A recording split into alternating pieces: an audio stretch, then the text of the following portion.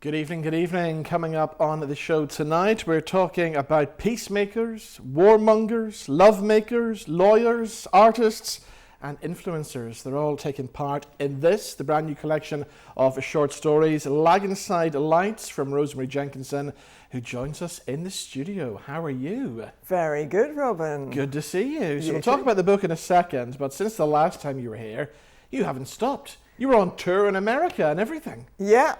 Yeah, I went New York, Washington, D.C., St. Louis. Yeah, I've been all over America. And how did the Americans take to you then? I think they like me, but I'd need that in writing, Robin. Yeah, so was it worth doing then? Oh, totally, yeah. I mean, I went, it was my, I have nothing to declare but my Guinness tour. That was my, so there was a lot of drink, a lot of wining, dining, loved it. Brilliant. And a bit of reading. Yeah, of course, yes. Yeah. So then you came back from America and you went back to the Ukraine, which is somewhere you've been going for quite a number of years, isn't it? Yes, that was my 6th visit. Wow.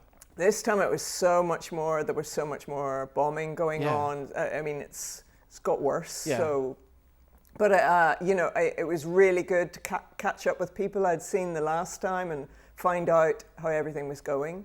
But doesn't it put you off when you're there and there's bombs exploding all over the place? And it's just their daily life. It's a bit like Belfast in the 80s, exactly, but yes, actually a little more hypercharged than that. But it's something, we've all experienced ourselves, Robin. So what was it that drew you to Ukraine in the first place then? The biggest war since the Second World War, and the whole thing about it could be World War III. Yes. Yeah. So it was just to be there when history is made. Yeah. Okay. The new book, the new collection of short stories. Yeah. You seem to be churning these out these days. What's this, number 7 book? Lucky 7, I always say. Well, So, I can't stop with short stories. They're just flowing out. So I open at the chapters here as well. And the first one is 98, Sexploits of a Rooftopper, jumps out at me. Now, I dread to ask, should I know what a rooftopper is?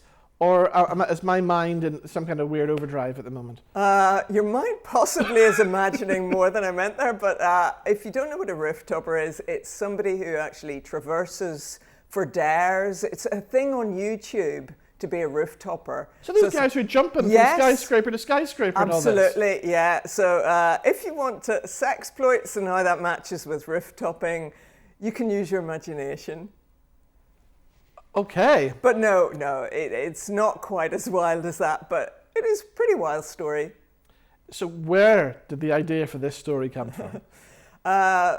Kind of, you know, when you put two things, extreme things together, sexploits and rooftoping. So, yeah. It wouldn't be two things that I think to put together, but... Well, people have their own fetishes, Robin. There's mile-high clubs. Yes. You know, so... Yeah. What is the new thing? Rooftopping. Yeah, rooftopping. Yeah. It always comes down to sex when you come in to talk about your books as well. And There's it's something we bit. Can't really get away. I mean, it is. I mean, there is a fair bit of sex in the books, isn't there? I can't shy away from that, Robin. I think it is part of our lives. I think it's something that is less spoken about and I personally find fascinating.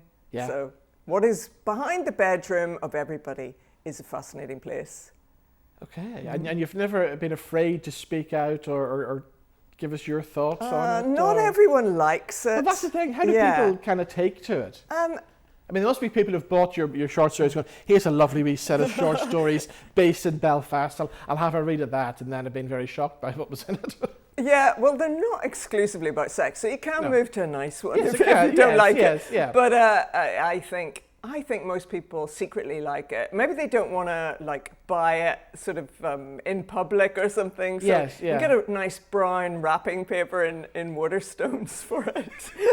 No, I'm joking. But it is, I think people genuinely like it. I like it myself, so why wouldn't I? I think it's fascinating.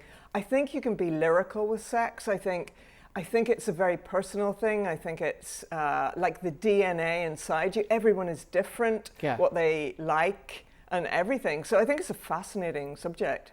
Now, I've been to a few of your book launches, and they always tend to have you on with these ladies who are a lot older than you as well, who maybe from different backgrounds from you as well, whose books wouldn't have any kind of sexual content whatsoever in it, and then suddenly you're thrown in the middle of it, and it's a real mix, isn't it?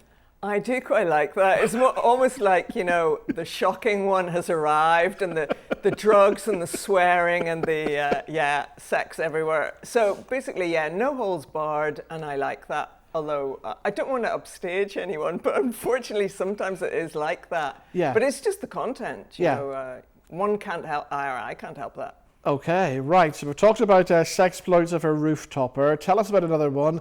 The main one itself, Laganside Lights. What's the story behind that?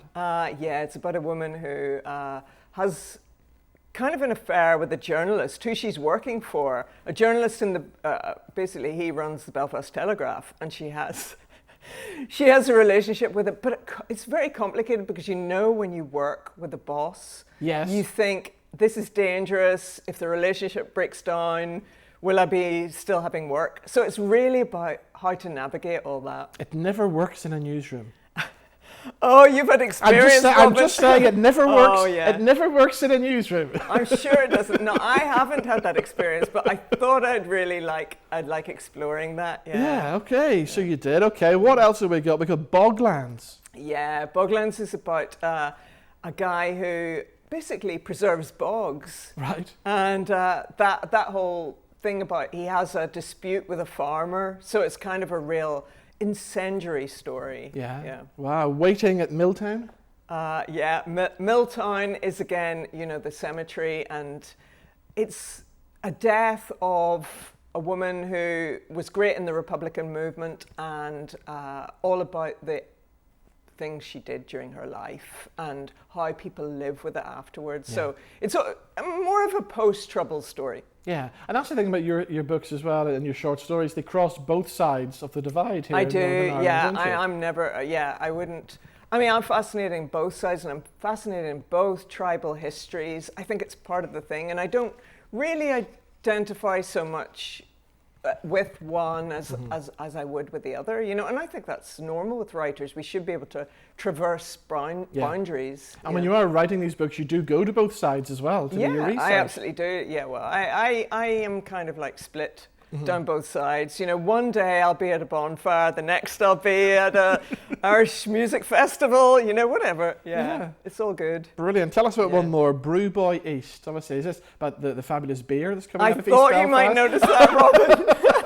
Yes, he does. He opens his own brewery, and it is it's a competition between him and a very old established East Belfast bar, which take exception to his competitive nature. So you see there's a lot of brewing. The trouble is brewing. See, that's clever the way you've done that. That is. Yeah.